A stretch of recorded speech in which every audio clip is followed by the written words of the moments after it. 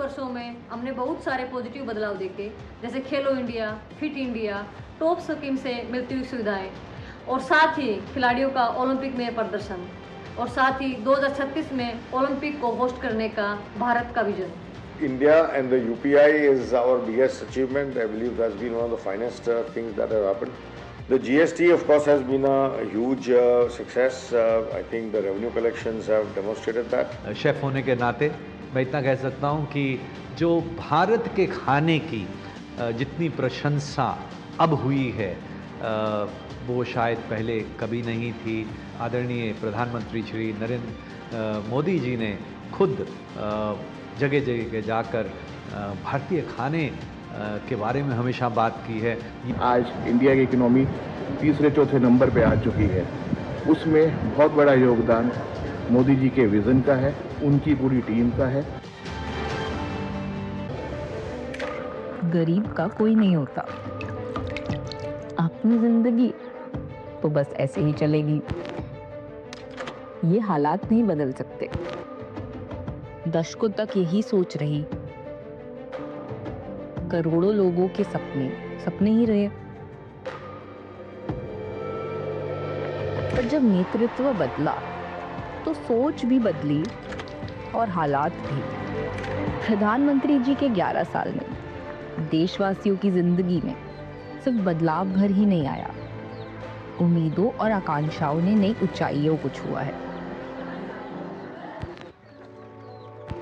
पहले मकान भी कच्चा था और उसकी नींव भी, पर अब मकान भी पक्का है और हमारा हौसला भी।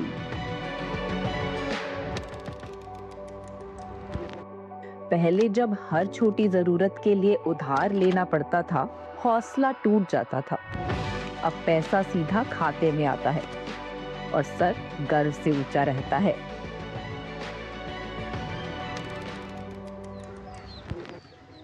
जहाँ पहले पानी ढूंढना और उसके लिए मीलों पैदल चलना ही जीवन का कड़वा सच था, अब वही जल घर पे नल से आता है।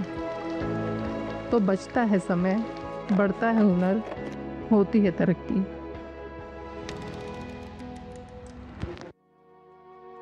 जब घर में बिजली नहीं थी तो घर और जीवन दोनों में अंधेरा था। अब बिजली का कनेक्शन भी है और सपने रोशन भी।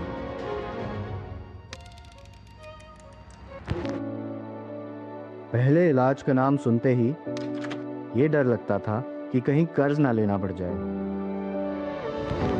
आज आयुष्मान कार्ड दिखाते ही मुफ्त में इलाज हो जाता है। ना कोई चिंता, ना कोई डर, बस आयुष्मान भव। पहले अवसर नहीं, बस आकांक्षाएं थीं। अब उन आकांक्षाओं को मिले हैं पंख। जॉब सीकर नहीं, हमें है जॉब गिवर का स्वाभिमान।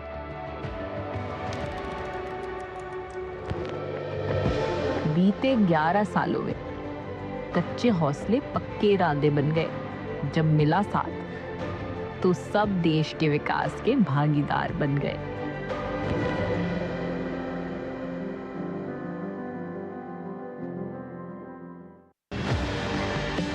हिंदुस्तान की जो इमेज थी, अब आज हम लोग जब बाहर जाते हैं और फॉरेन पार्टी से बात करते हैं तो हम लोगों में एक अलग ही कॉन्फिडेंस रहता है कि we are representing a good country.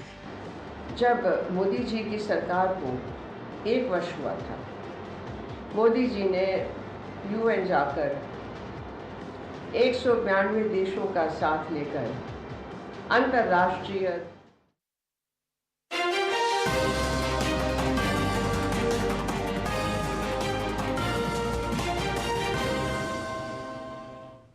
नमस्कार, आप देख रहे हैं डीडी न्यूज में हूं आपके साथ भावना नैयर। दिन के बज चुके हैं 12 और हम हाजिर हैं देश और दुनिया की बड़ी खबरों को लेकर। शुरुआत करते हैं बुलेटिन की अहम सुर्खियों के साथ। मोदी सरकार के तीसरे कार्यकाल की पहली वर्षगांठ आज। बतौर प्रधानमंत्री नरेंद्र मोदी ने पूरे किए 11 साल। प्रधानमंत्री ने सामूहिक सफलता पर जताया गर्व। कहा, तेजी से बढ़ने वाली अर्थव्यवस्था है भारत, जरूर पूरा होगा विकसित भारत का संकल्प।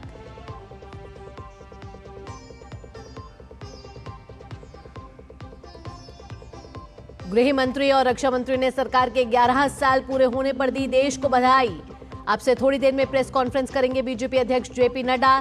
केंद्रीय मंत्री और बीजेपी शासित राज्यों के मुख्यमंत्री भी देंगे कामकाज का लेखा जोखा।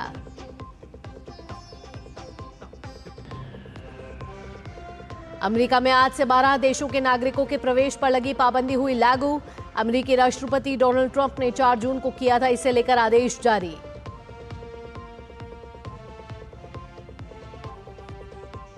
राजधानी दिल्ली समेत उत्तर पश्चिम भारत में भीषण गर्मी, अगले 3 दिन के लिए लू का अलर्ट।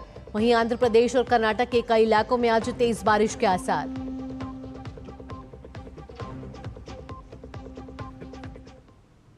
और सीधा रुख करेंगे भाजपा की प्रेस वार्ता की तरफ। भारतीय जनता पार्टी के राष्ट्रीय महासचिव आदरणीय अरुण सिंह जी हमारे साथ हैं। आदरणीय सुनील बंसल जी हमारे साथ हैं।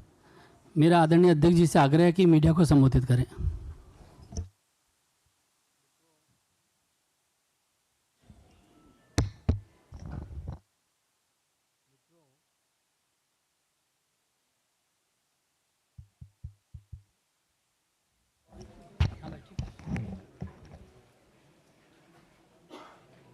मित्रों, जैसा कि अभी अनिल बल्लू जी ने जो आपको बताया कि प्रधानमंत्री मोदी जी के नेतृत्व में हम 11 साल पूरे कर रहे हैं और उनके नेतृत्व में चलने वाला ये सरकार, उसके बारे में आज हम कोशिश करेंगे कि चर्चा करें, क्योंकि 10 साल 11 साल की अवधि को एक प्रेस कॉन्फ्रेंस में बांध देना ये बहुत ही कठिन काम है।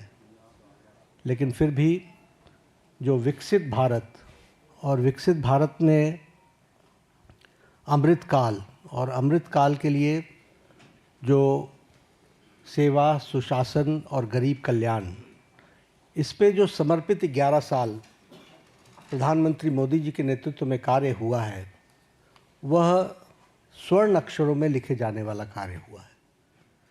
It should be written in golden words, in golden letters, क्योंकि जो काम हुआ है वह अकल्पनीय और अद्वितीय, और इस बात को हमको ध्यान में रखना चाहिए कि किस तरीके से प्रधानमंत्री मोदी जी ने देश की राजनीति की संस्कृति, पॉलिटिकल कल्चर, देश के राजनीतिक संस्कृति, पॉलिटिकल कल्चर को उन्होंने परिवर्तित किया है।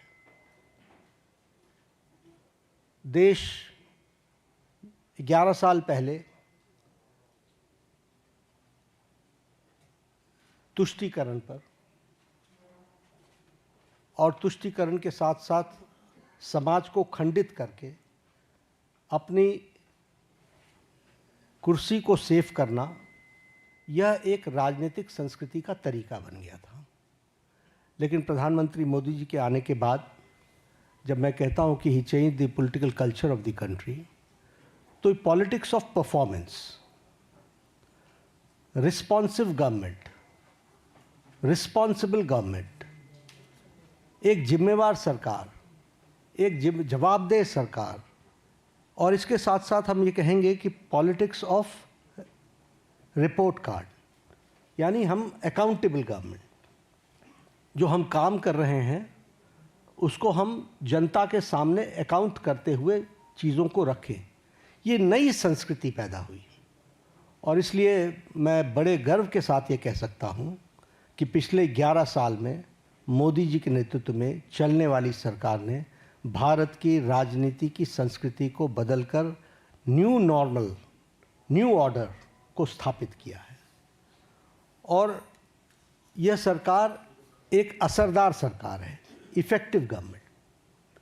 यह सरकार दमदार सरकार है, और यह सरकार मजबूत फैसले लेने वाली सरकार है, आर्थिक अनुशासन लाने वाली सरकार है। पिछले 11 वर्षों में जो आर्थिक अनुशासन लाया गया, उसके लिए जो बोल्ड डिसीजंस लिए गए और उस समय जनता को साथ ले करके किए गए, ये सारी बखूबियाँ हमको समझने की आवश्यकता है। ये जैसा मैंने कहा कि रिस्पॉन्सिबल सरकार है, रिस्पॉन्सिव सरकार है।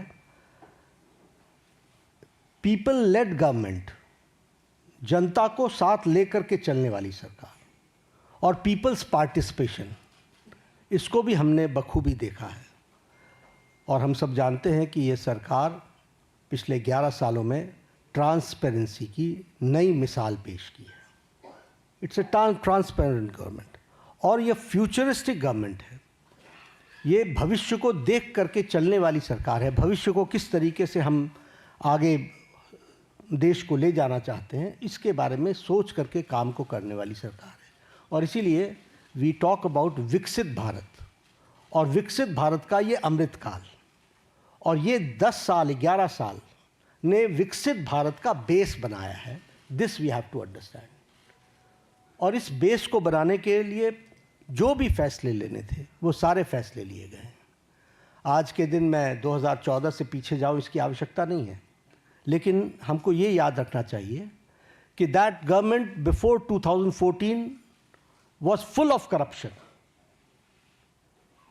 भ्रष्टाचार से आकंठ डूबी हुई सरकार थी, घोटालों से में संलिप्त सरकार थी, और तुष्टीकरण के साथ काम करने वाली सरकार थी।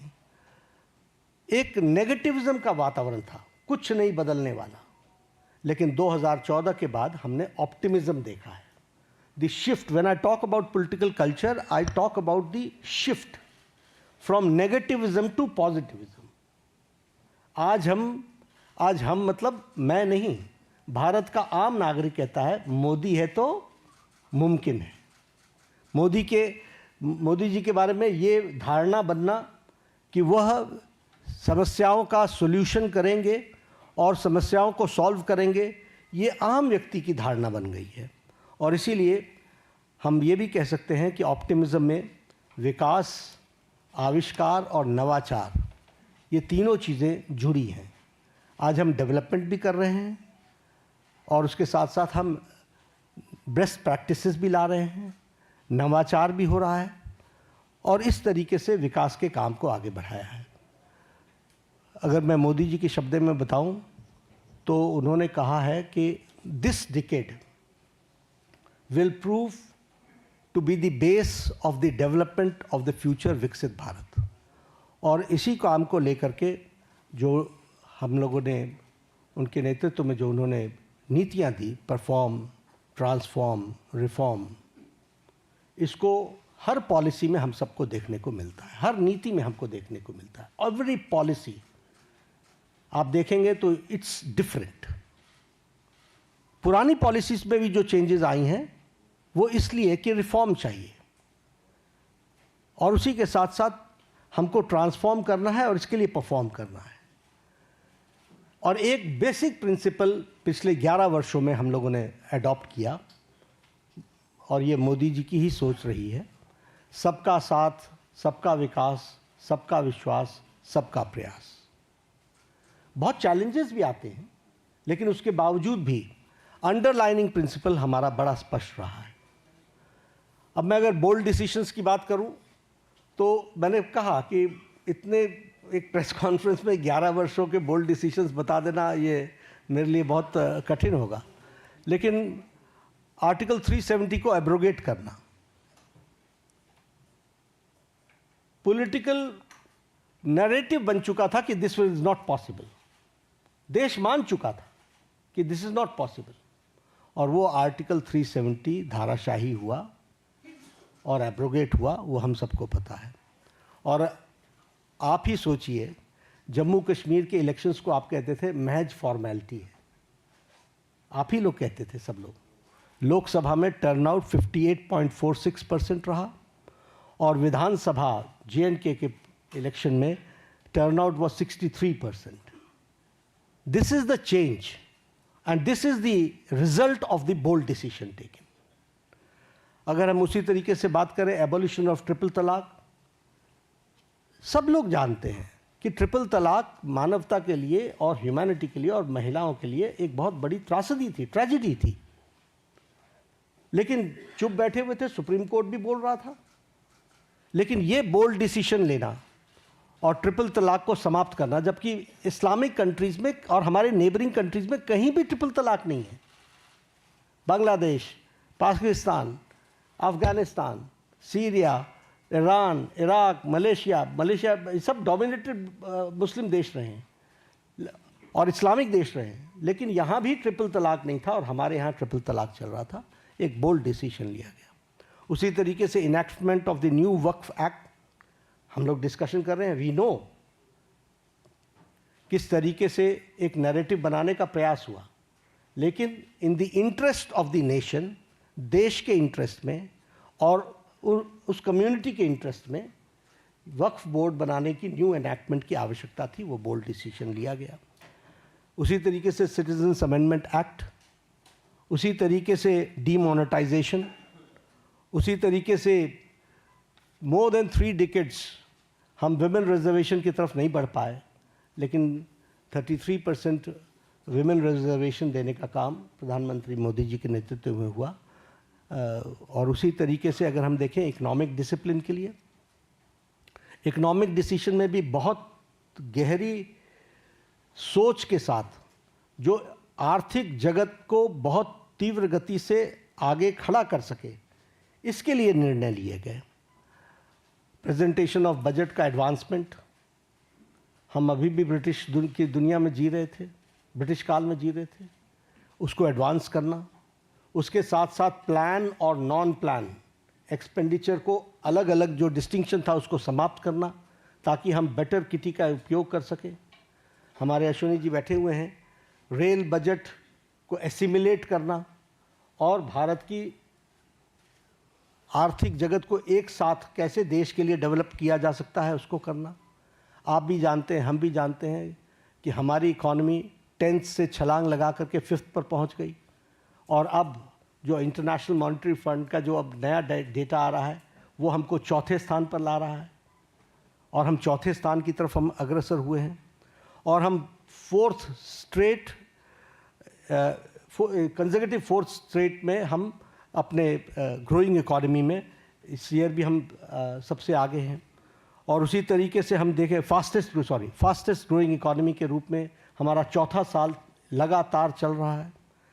Per capita income has increased by 67%, foreign exchange reserves has increased by 135%, exports at the record of to the US dollars is 825 billion, gross FDI rise is 106%, taxpayers का बेस बहुत इंक्रीज हुआ है वो 127%, और उसी तरीके से ग्रॉस डायरेक्ट टैक्स कलेक्शन ये भी 238% का इंक्रीज हुआ है।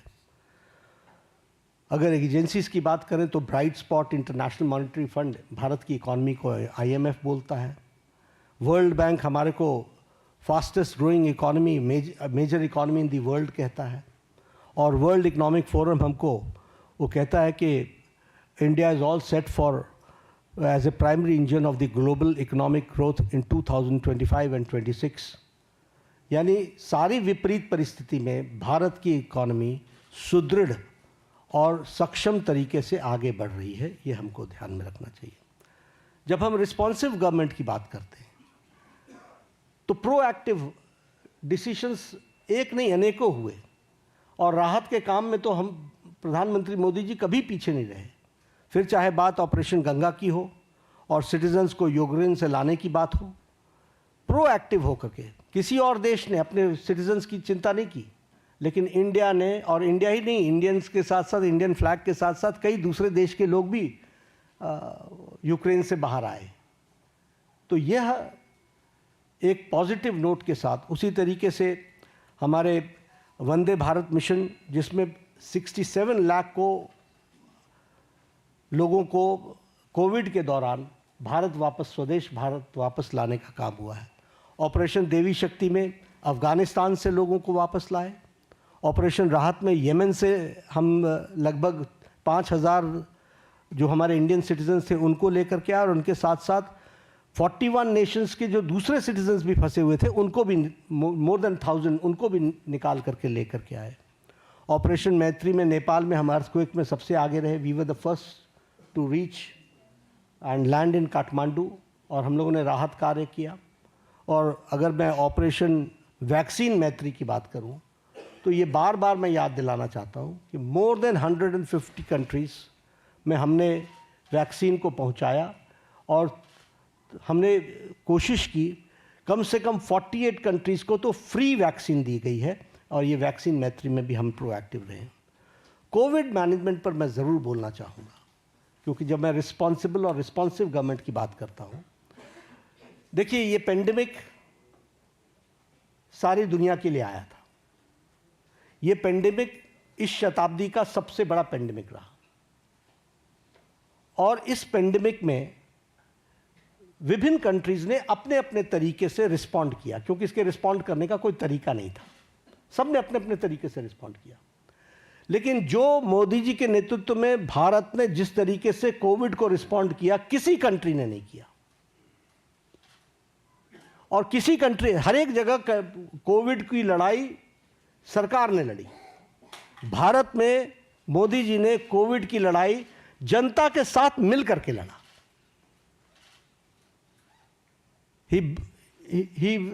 उन्होंने जनता को साथ लेकर के चलने का तय किया और इसीलिए जनता कर्फ्यू।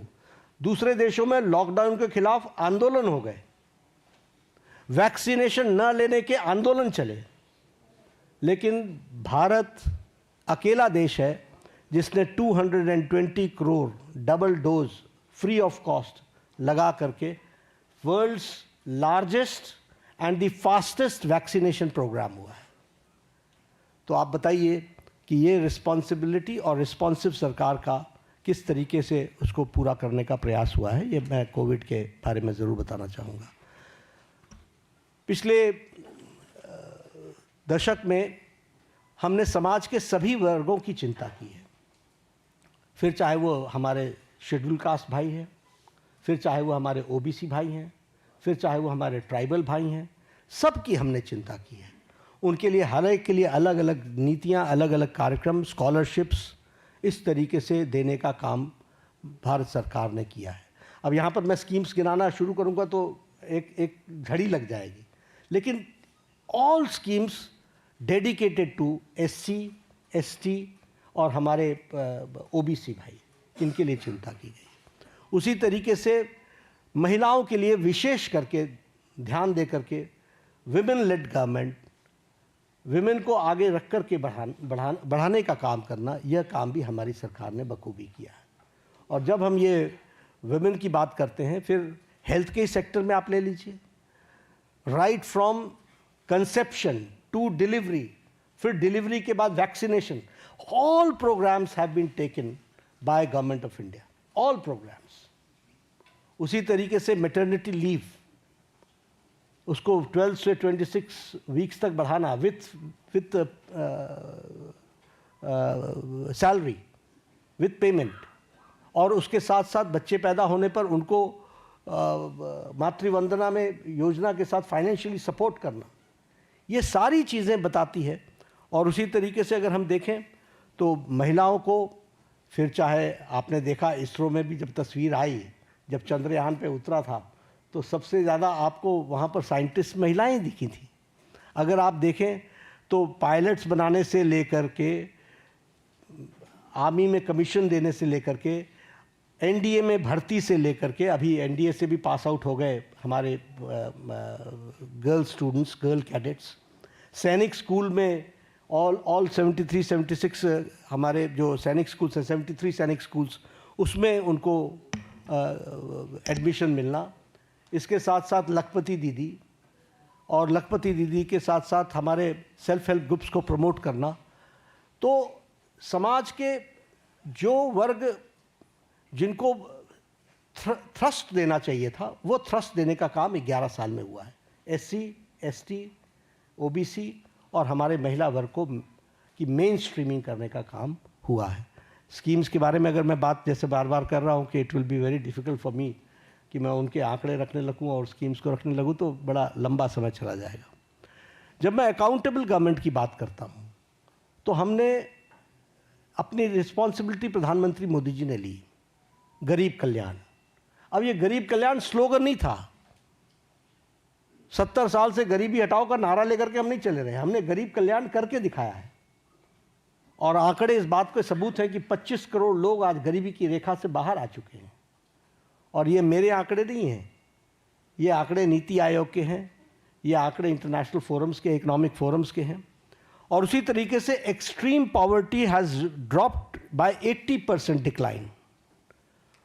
प्रधानमंत्री अन्न योजना, 80 करोड़ जनता को 5 किलो गेहूं या चावल देना, ये कोई छोटी घटना नहीं है। आवास योजना में 4 करोड़ घरों को, आप ही जब अपने ट्रैवल करते थे गांव में तो आपको खपड़ैल के मकान दिखते थे, फूस के मकान दिखते थे, आज आपको पक्के घर दिख रहे हैं। जिस सड़क पर आप चलते थे वो हाईवे में, कभी आप हाईवे पर होते थे, कभी हाईवे से नीचे होते थे, अगर आपको उन दिनों की याद हो। आज आप जिस हाईवे पर चलते हो आपको खुद ही ध्यान में लेना पड़ता है कि अगर डाइवर्जन लेना है तो स्पीड इतनी है कि 2 किलोमीटर पहले से ध्यान में लेना पड़ता है कि I have to go left. ये आज हाईवे की स्थिति बन गई है। और इसी तरीके से अगर हम देखें, जैसे कहा 4 करोड़ मकान बने हैं और 3 करोड़ ये अगले 5 साल में और बनने हैं, उसका भी सैंक्शन हो चुका है। उसी तरीके से उज्ज्वला योजना, 100% इलेक्ट्रिफिकेशन, और 100% इलेक्ट्रिफिकेशन के साथ साथ जल जीवन मिशन, और जल जीवन मिशन में 364% हमारा घर का टैप कनेक्शन हम लोग दे पाए हैं। इस तरीके से काम हुआ है। प्रधानमंत्री किसान सम्मान निधि में किसानों को मेन स्ट्रीमिंग की गई है। प्रधानमंत्री फसल बीमा योजना में उसमें भी मेन स्ट्रीमिंग की गई है। और जैसा मैंने कहा कि 100% इलेक्ट्रिफिकेशन में सौभाग्य योजना हो, चाहे उज्ज्वला योजना, उजाला योजना हो, इन सारी योजनाओं के माध्यम से सारे कामों को आगे बढ़ाया गया है। जीवन for the insurance, may it be for accident और may it be term life insurance, इसको भी लगभग 40 crore people have been covered in this. आज 40 करोड़ से ज़्यादा लोग इसमें कवर हुए हैं। और ये कौन लोग हैं? जो लोग अफोर्ड नहीं कर सकते थे, जो marginal section of the society थी। और जैसा मैंने कहा कि पब्लिक पार्टिसिपेशन, इस पर विशेष बल दिया गया। एक उदाहरण मैंने कोरोना का आपको दिया। कोरोना भारत सरकार के साथ साथ जनता ने लड़ा है, बाकी सब जगहों पर नहीं लड़ा है। बाकी सब जगहों पर स्ट्राइक्स हुई हैं।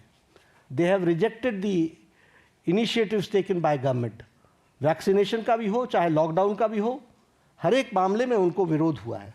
लेकिन यहाँ पर पीपल्स पार्टिसिपेशन, पीपल को साथ लेकर के चले। और अगर मैं बात करूँ तो डीमोनेटाइजेशन की, मुझे याद है उस समय हमारे राजनीतिक दल लाभ उठाने के लिए किस तरीके से जनता को उकसा रहे थे। आप भूल गए होंगे, मैं भूलता नहीं, किस तरीके से जनता को उकसा रहे थे। लेकिन भारत का आम व्यक्ति बैंक के सामने घंटों खड़ा रहा, लेकिन he supported the demonetisation programme. This is people's participation. और ये मैं इसलिए बताना चाहता हूं कि लीडरशिप पर भरोसा होता है तो किस तरीके से जनता बिहेव करती है, this we have to understand. अगर मैं बात करूं न्यू एजुकेशन पॉलिसी की, यही देश है जहां एजुकेशन पॉलिसी को लेकर एजुकेशन की मिनिस्टर्स की कॉन्फ्रेंस एक साथ नहीं हो पाती थी। वहाँ आज हम एजुकेशन पॉलिसी पर एक साथ आ गए। क्यों? क्योंकि कंसल्टेशन इतना वाइड हुआ कि उस कंसल्टेशन के कारण सीमलेस तरीके से न्यू एजुकेशन पॉलिसी 2020 आई। हेल्थ पॉलिसी 2017 की, आपको पता ही नहीं चला कि नई हेल्थ पॉलिसी आ गई। आपको इसलिए नहीं पता चला क्योंकि कोई झगड़ा नहीं हुआ, कोई इशू क्रिएट नहीं हुआ, कोई ऐसी चीज़ नहीं आई। और कंसल्टेशन इतनी वाइड हुई और इतने होलिस्टिक अप्रोच में हुई कि वह सब भी आप लोगों ने देखा है। स्वच्छ भारत अभियान, आपके ही आंकड़े बताते हैं कि one of the most successful programme. सिर्फ टॉयलेट्स बनाना ही नहीं, लेकिन हेल्थ के इंडिकेटर से भी ले तो हमको स्वच्छ भारत अभियान का सीधा फायदा दिखता हुआ नजर आता है। जब हम देखते हैं कि हमारे बच्चों के जो उनको जो प्रॉब्लम्स होती थी उसमें डिक्लाइन आ गया है, तो ये सारी बातें हमको जनता के सपोर्ट से मिली हैं। जब मैं ट्रांसपेरेंट गवर्नमेंट की बात करता हूँ तो आपने देखा होगा डीबीटी का लगभग 130 टाइम्स ट्रांजैक्शन बढ़ गया है। और उसी तरीके से जैम ट्रिनिटी ने 3.9 लाख करोड़ की लीकेज को रोका है। और उसी तरीके से हमारे ट्रांसपेरेंट टैक्सेशन को और उसको भी हम लोगों ने लॉन्च किया ताकि ट्रांसपेरेंट टैक्सेशन का प्रोसेस को अडॉप्ट करे और कोई भी ऑनेस्ट टैक्स पेयर को उसका लाभ मिल सके।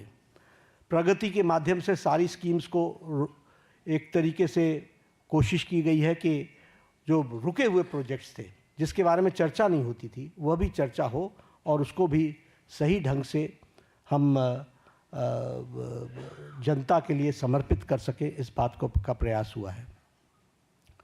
कोऑपरेटिव फेडरलिज्म की अगर मैं बात करूं तो ये स्लोगन नहीं है, जीएसटी इज एन एग्जाम्पल और ये बोल्ड डिसीजन का एक एग्जाम्पल है। आखिर जीएसटी के पीछे डेलिब्रेशंस तो सालों से चल रही थी, why it was not implemented. और इम्प्लीमेंटेशन में 17 टैक्सेस 13 सेसेस सरचार्जेस को सब्स्यूम किया गया है और सभी स्टेट्स एक साथ एक प्लेटफॉर्म पर आए हैं और आज tax collection 20.8 lakh crore a year हो चुका है। उसी तरीके से टैक्स डिवोल्यूशन को स्टेट्स को 283% बढ़ा है। हमारे स्टेट्स, आपको मालूम है कि राजनीतिक कारणों से कुछ लोग हमेशा चर्चा करते रहते हैं स्टेट्स की अनदेखी हो रही है, स्टेट्स की अनदेखी हो रही है। The increase is 283% increase. और मैं बतौर हेल्थ मिनिस्टर कहता हूं कि जब भी कोई आता है हम हमेशा सबको बोलते हैं finance is not the problem, implementation is your problem. आप उसको इम्प्लीमेंट करो, फाइनेंस की कोई प्रॉब्लम नहीं है और इसको हम करके दिखा रहे हैं। उसी तरीके से हमारी नीति आयोग की रेगुलर मीटिंग्स होना, चीफ मिनिस्टर्स का पार्टिसिपेट करना, कोरोना के दौरान 11 फॉर्मल मीटिंग्स हुई।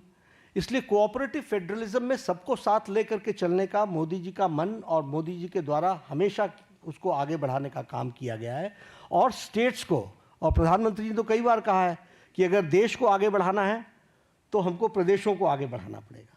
और ये एस्पिरेशनल डिस्ट्रिक्ट्स के लाने के कॉन्सेप्ट किसने दिया? ये मोदी जी ने दिया। ये स्टेट्स के ही तो डिस्ट्रिक्ट्स हैं जिनको मेन स्ट्रीमिंग करने का और उनको ताकत देने का काम किया जा रहा है। फ्यूचरिस्टिक गवर्नमेंट है और फ्यूचरिस्टिक गवर्नमेंट अगर हम कहते हैं तो चाहे वो इंडिया का एआई मिशन हो, फिर चाहे वो हमारा स्कीम्स को आगे बढ़ाने का हो, चंद्रयान 3 हो, आदित्य L1 हो या फिर गंगायान मिशन हो, ये सब देश को फ्यूचरिस्टिक दृष्टि से कैसे देख रहे हैं उसका एक जीता जागता तस्वीर है। और फ्यूचरिस्टिक गवर्नमेंट का सबसे बड़ा एग्जाम्पल है विकसित भारत की कल्पना को साकार करना। उसके लिए हम कटिबद्ध हैं, उसको हम आगे बढ़ा रहे हैं। एक बात और मैं कहना चाहूँगा कि प्रधानमंत्री मोदी जी ने हर समस्या को सामने से कन्फ्रंट किया है। He has confronted from the front, कभी इधर उधर की बात नहीं की है। और आज मैं इसकी चर्चा ज़रूर करना चाहूँगा और आपको याद दिलाना चाहूँगा। एग्जाम्पल्स मेरे पास बहुत हैं, लेकिन जब उरी की घटना घटी तो प्रधानमंत्री जी ने अपने भाषण में कहा था इसका जवाब दिया जाएगा। For the first time a prime minister ने अपने दुश्मन को सीधा सीधा संकेत किया। यह पहली बार किसी प्रधानमंत्री ने किया। आप सब लोग इंटरनेशनल पॉलिटिक्स को समझते हैं, इसके वाक्य का अर्थ समझना चाहिए। और उसके बाद सर्जिकल स्ट्राइक हुआ। जब पुलवामा की घटना घटी तो आप शब्द याद कीजिए, प्रधानमंत्री ने कहा था कि तुमने बहुत बड़ी गलती कर दी है, इसका खमियाजा तुमको भुगतना पड़ेगा। और उसके बाद बालाकोट का एयर स्ट्राइक हुआ। इस बार बिहार में पटना में, सिवान था शायद, मधुबनी में उन्होंने क्या कहा? उन्होंने कहा कि तुम्हें कल्पना से भी बाहर जवाब दिया जाएगा। और आपको मालूम है कि उनके ठिकाने टेररिस्टों के ठिकाने और उनके एयरबेस सारे के सारे ध्वस्त कर दिए गए बियॉन्ड उनकी कल्पना से। तो और ये न्यू नॉर्मल बन गया है, this is the new normal. प्रधानमंत्री जी ने इस कन्फ्रंट करते हुए सामने से कहा है, एक स्पष्ट रूप में कहा है कि कोई भी टेररिस्ट घटना को एक्ट ऑफ वॉर समझा जाएगा, और साफ कहा है कि ये न्यूक्लियर वॉर की गीदड़ भभकी बंद करो, और साफ कहा है कि टेररिस्ट और टेररिस्ट को संरक्षण देने वाले में अंतर नहीं समझा जाएगा। तो हमें समझना चाहिए कि हम, चाहे वो कोरोना की घटना हो, चाहे वो टेररिज्म की घटना हो, किसी भी घटना को कन्फ्रंट इस सरकार ने पिछले 11 सालों में सामने से किया है और उसका मुंहतोड़ जवाब दिया है। अगर मैं लेफ्ट विंग टेररिज्म की लेफ्ट विंग एक्सट्रीमिज्म की बात करूं, नक्सलाइट्स की बात करूं, मैं 6 साल छत्तीसगढ़ का प्रभारी रहा हूं। मैंने कोंटा, सुकमा, बीजापुर, नारायणपुर, दंतेवाड़ा, ये सारे डिस्ट्रिक्ट्स घूमे हुए हैं, अच्छे तरीके से नाइट स्टे किया है। मुझे मालूम है कि नक्सलाइट प्रोन एरिया की हालत क्या होती है। लेकिन आपको जानकर के खुशी होगी कि affected districts have declined from 126 to 18 districts, और सारे top left wing extremist leaders eliminate हो चुके हैं, और हमारा रिडक्शन ऑफ वायलेंस 53% है। जो फेटलिटीज़ सिक्योरिटी फोर्सेस की होती थी उसका रिडक्शन 72% है, और रिडक्शन ऑफ डेथ 70% है। तो लगभग हम उसको समाप्त करने की ओर आगे बढ़ चुके हैं। एक समय था कि एक डिफेंस मिनिस्टर ये कहते थे कि हम बॉर्डर के रोड्स इसलिए नहीं बनाते हैं ताकि दुश्मनों को आने का मौका न मिले, और आज बॉर्डर रोड्स में 8,000 किलोमीटर्स के बॉर्डर रोड्स और ब्रिजेस के बनाने का काम, और उसको भी परमानेंट ब्रिजेस बनाने का काम लगभग 400 बने हैं। अटल टनल की बात करें, अगर सेला टनल की बात करें, या शिकुनला टनल की बात करें, ये मेजर ब्रिजेस हैं जो हमारे को सिक्योरिटी के एंगल से बहुत महत्वपूर्ण है और जो देश की सिक्योरिटी के लिए काम कर रहे हैं। इंफ्रास्ट्रक्चर की बात अगर मैं करूं, रोड्स, एयरवेज, रेलवेज, ब्रिजेस, तो बड़ी लंबी फहरिस्त है उसकी जो उस पर चर्चा करेंगे। लेकिन हाँ, चेनाब की चर्चा मैं ज़रूर करना चाहूँगा कि नरसिम्हा राव जी के टाइम पर शिलान्यास रखा गया था। देखिए गवर्नमेंट के एक्शन को, नरसिम्हा राव जी के टाइम पर 1995 में रखा गया था, और इसको अटल जी ने project of national importance declare किया, और पूरा करने का काम प्रधानमंत्री मोदी जी ने 6 जून को, अभी 3 दिन पहले, उसको पूरा किया। वो भी हमको ध्यान में रखना चाहिए।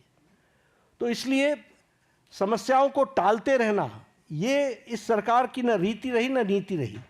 सरकार ने समाज के सभी वर्गों की चिंता करते हुए कोशिश की कि उनके जीवन में सुधार हो, और आज पूरी ताकत के साथ हम विकसित भारत की ओर एक लंबी छलांग लेने के लिए तैयार हुए हैं।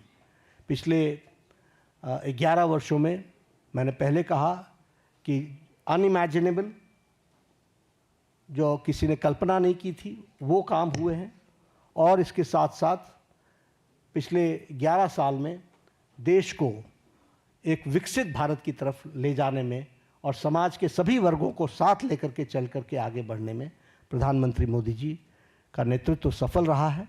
और आज 11 साल पूरे होने पर मैंने कोशिश की, it is very difficult to comprehend the whole work done in last 11 years, but I've tried to point out some major things, and I've tried to highlight the issues, the policies and programs जिनके माध्यम से इस कार्य को पूरा करने का काम प्रधानमंत्री मोदी जी ने किया है।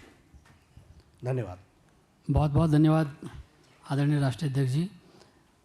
अभी अध्यक्ष जी के भाषण के दौरान, प्रेस वार्ता के दौरान ही बहुत बड़ी संख्या में आप लोगों के मैसेज आए हैं सवालों के लिए, इतनी बहुत बड़ी संख्या में आए हैं। हम कोशिश करेंगे कुछ सवालों का ज़रूर जवाब, सवाल आप लोगों के लिए। इसके एकदम बाद ही राष्ट्रीय अध्यक्ष जी को एक प्रदर्शनी का भी उद्घाटन करना, आप सब लोग उसमें भी आमंत्रित हैं। तो कुछ सवाल ज़रूर हम लोग कोशिश करेंगे कि आप लोगों के लिए। संजय जी।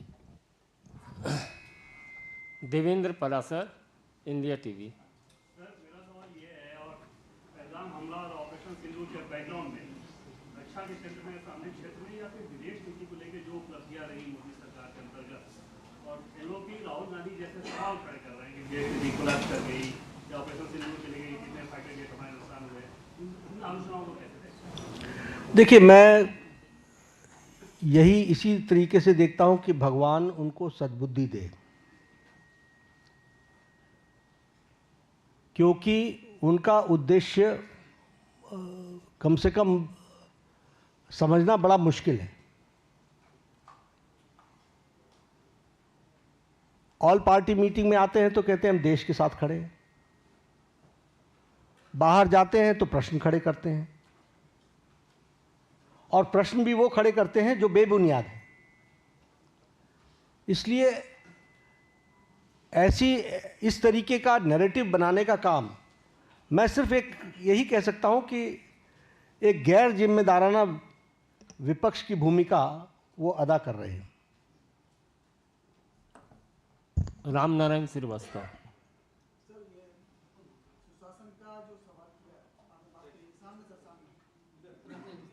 हाँ, रामनारायण।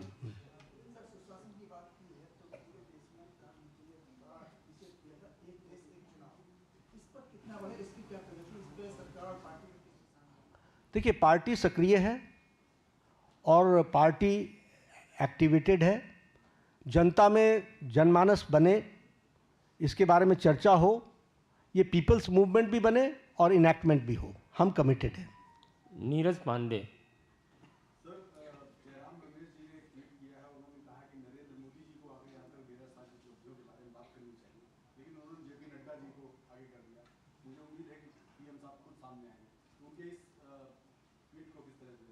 नहीं, मैंने यही कहा ना कि उनको आप उनको देखिए, उनकी सारी लीडरशिप को देखिए, चाहे जयराम रमेश जी भी मूल इशू पर कभी भी चर्चा नहीं करते।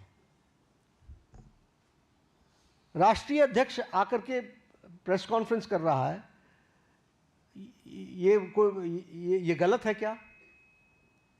सरकार के 11 साल पूरे हो रहे हैं और 11 साल पूरे होने पर पार्टी का जिस पार्टी का नेतृत्व है उसका अगर राष्ट्रीय अध्यक्ष एड्रेस करता है तो प्रॉब्लम क्या है? और जितना प्रधानमंत्री जी जनता से कन्वर्स करते हैं उतना तो शायद जयराम जी अपनी जिंदगी में किसी से बातचीत नहीं की हो। Akhilesh Singh, times of India.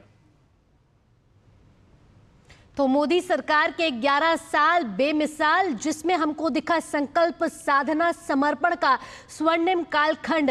ये विकसित भारत का अमृत काल है जिसकी संकल्पना प्रधानमंत्री नरेंद्र मोदी ने की है और उसको आगे बढ़ाते हुए अब 11 साल मोदी सरकार ने पूरे कर लिए हैं। इसकी उपलब्धियों का रिपोर्ट कार्ड भाजपा के राष्ट्रीय अध्यक्ष जेपी नड्डा कह रहे थे, जिनमें उन्होंने कहा कि ये 11 साल में सरकार दमदार रही है, असरदार रही है और मजबूत रही है।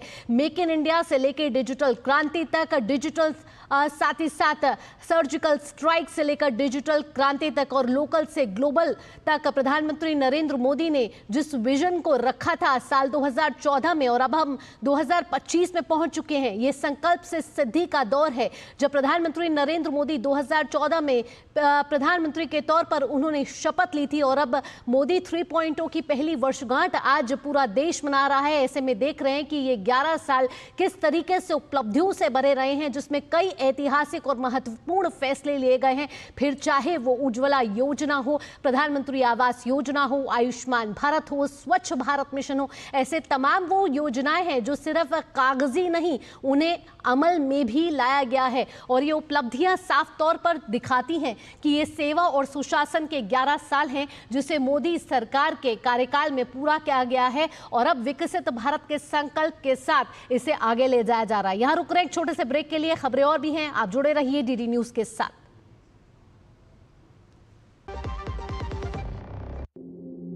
आज मेरा रिजल्ट आने वाला है। अम्मी कहती थी उन्होंने पढ़ाई नहीं की क्योंकि उनके बचपन में उन्हें बहुत दूर तक पानी भरने जाना पड़ता था, मगर मैंने तो बचपन से ही घर में नल देखा है और मैं तो रोज स्कूल जाती हूँ। अम्मी, मैं फर्स्ट आई हूँ। इस भारत ने बचपन से ही सुरक्षित घर परिवार देखा है। यही बेटियां बनेंगी विकसित भारत की कप्तान। जब धरती चीर कर निकलता है लोहे का पत्थर और मिलता है मोंगिया के जोश से, फिर तपता है, पिघलता है और बनता है फौलाद। अब होता है सरिया सारी खूबियों के साथ। मोंगिया स्टील, मजबूत देश का मजबूत सरिया।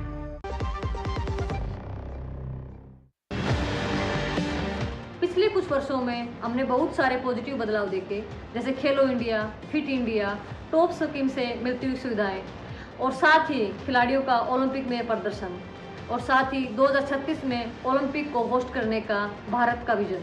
India and the UPI is our biggest achievement. I believe that's been one of the finest things that have happened.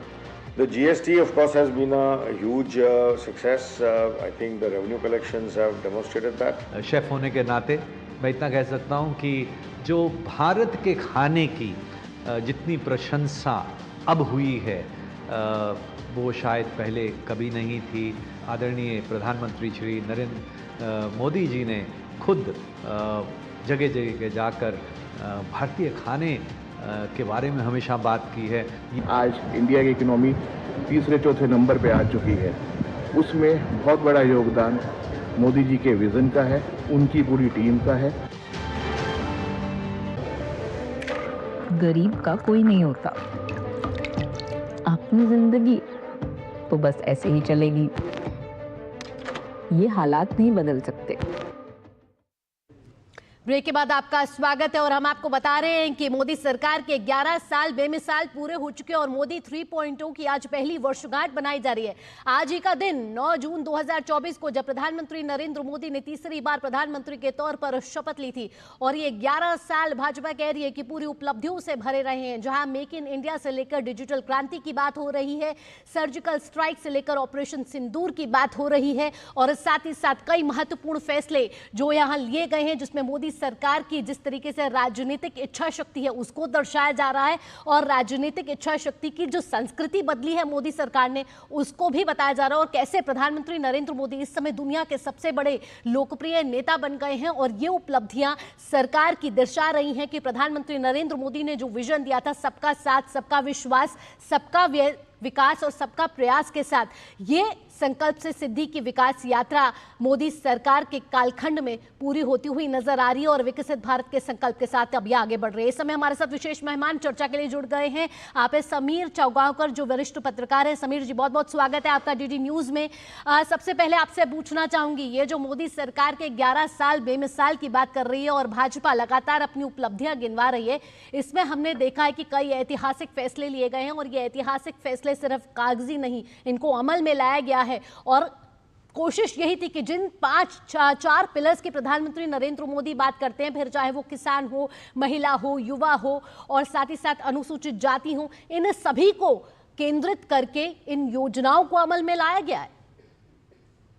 बिल्कुल भावना, अगर आप देखेंगे तो देश के इतिहास में पंडित जवाहरलाल नेहरू के बाद प्रधानमंत्री मोदी ऐसे दूसरे प्रधानमंत्री जो तीसरी बार लगातार सत्ता में लौटे और नेहरू जी के समय तो कोई विपक्ष था नहीं। प्रधानमंत्री मोदी का ये काम है कि देश की जनता ने तीसरी बार चुना है उन्हें, तो 11 साल में आप देखेंगे तो ऐसे कई बड़े काम है जो पूरे भारत के इतिहास में नहीं हुए होंगे जब से सरकार इस देश में बनी होगी, पहली सरकार से लेकर अभी तक। आप देखेंगे आर्टिकल 370 कितना बड़ा इशू था जिसके बारे में कहा जाता है इसे कोई खत्म नहीं कर सकता। प्रधानमंत्री मोदी ने आर्टिकल 370 को खत्म किया। 3 तलाक जैसी एक बड़ी जो सामाजिक बुराई थी मुस्लिम महिलाओं को लेकर, प्रधानमंत्री ने उससे खत्म करने का काम किया। हर क्षेत्र में अगर आप देखेंगे जो प्रधानमंत्री मोदी कहते हैं कि भाई जो मेरे लिए गरीबी के जो 4 मापदंड थे जिनको मैंने जिनके मुझे उद्धार करना था, फिर युवा हो, महिला हो, किसान और गरीब हो, जिनके उत्थान के लिए प्रधानमंत्री मोदी ने लगातार काम किया। तो मुझे लग रहा है कि ना कोई सेक्टर नहीं, आज तीसरे कार्यकाल में देश तीसरी बड़ी अर्थव्यवस्था बनने की ओर अग्रसर है, चौथी अर्थव्यवस्था बन चुका है। तो प्रधानमंत्री मोदी का मैजिक है, सबको साथ लेके चलने की क्षमता है, देश के प्रति समर्पण है। और जो प्रधानमंत्री मोदी ने जो मंत्र दिया था, सबका साथ, सबका विकास, सबका विश्वास और सबका प्रयास, मुझे लग रहा है आज उसका परिणाम देखने को मिल रहा है। पहले 2 कार्यकाल प्रधानमंत्री मोदी के जो पहले के 10 साल मनमोहन सिंह सरकार के रहे, जिस समय जो करप्शन हुआ, जिस समय पॉलिसी पैरालिसिस में देश गुजर रहा था, तमाम तरह के भ्रष्टाचार थे, तमाम तरह के विकास अवरुद्ध हो गया था, तो 10 साल प्रधानमंत्री मोदी ने उन गड्ढों को भरा और आज देश विकास के पथ पर जिस तरीके से बढ़ रहा है, और सिर्फ भारत में नहीं, आप पूरी दुनिया में आज देखिए भारत का जो डंका बज रहा है। आपको मैं याद दिला दूं कि जब कारगिल वॉर हुआ था 2000 में, उस समय ड्रोन देने से अमेरिका ने मना कर दिया था। और आज भारत है कि जो जेट के इंजन भारत बना रहा है, आज भारत में जो रक्षा के उपकरण बन रहे हैं, उसका पूरा प्रदर्शन अभी जब ऑपरेशन सिंदूर हुआ तो दुनिया ने देखा। और जो भारत रक्षा के क्षेत्र में पूरी तरीके से विदेशों पर निर्भर था, आज वो आत्मनिर्भर हो रहा है, दूसरों को एक्सपोर्ट भी कर रहा है। तो ऐसा कोई क्षेत्र नहीं है, चाहे वो किसानों का हो, चाहे गरीब मजदूरों का हो, चाहे महिलाओं का हो, चाहे युवाओं का हो, हर क्षेत्र में प्रधानमंत्री ने काम किया है। विदेश नीति प्रधानमंत्री मोदी की ला जा रही है। रक्षा मंत्रालय का काम देखिए, वित्त मंत्री के रूप में निर्मला सीतारमण ने 8 बार लगातार बजट पेश किया है। तो ये बताता है कि किस तरीके से देखिए रेलवे का बजट को एक वित्त मंत्रालय में मर्ज कर दिया। तो हर क्षेत्र में प्रधानमंत्री मोदी ने एक अभूतपूर्व काम किया है इन 11 सालों में।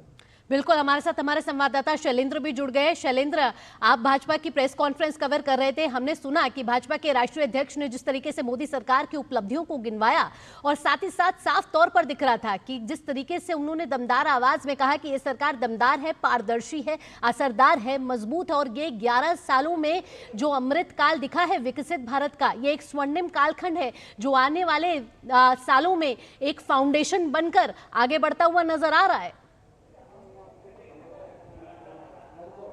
देखिए, आज जो प्रेस कॉन्फ्रेंस की बीजेपी के राष्ट्रीय अध्यक्ष जेपी नड्डा ने मोदी सरकार के 11 वर्ष पूरे होने पर, उसमें ये बात बहुत स्पष्ट तरीके से कह दी गई है कि 2014 से पहले अगर आप देखें तो उस वक्त की सरकार जो करप्शन के गंभीर आरोप झेल रही थी, पॉलिसी पैरालिसिस की बात हो रही थी, और प्रधानमंत्री नरेंद्र मोदी के सत्ता संभालने के बाद 2014 में किस तरह से बदलाव आया है। एक राजनीतिक तौर पर भी देखें तो एक हमने देखा है कि मोदी सरकार के आने के बाद वो एक दृष्टिकोण बदला है और सभी को साथ लेकर आगे बढ़ा गया है। और वो दिखता है जब आज चौथी दुनिया की सबसे बड़ी अर्थव्यवस्था भारत की इकॉनमी बन चुकी है, आज सबसे तेज आगे बढ़ती अर्थव्यवस्था है, आज 27 करोड़ लोग गरीबी रेखा से ऊपर आए हैं, आज तमाम कल्याणकारी योजनाओं के जरिए सीधे गरीब लोगों को फ़ायदा दिया जा रहा है, लीकेज रोका गया है 3.9 लाख करोड़ का।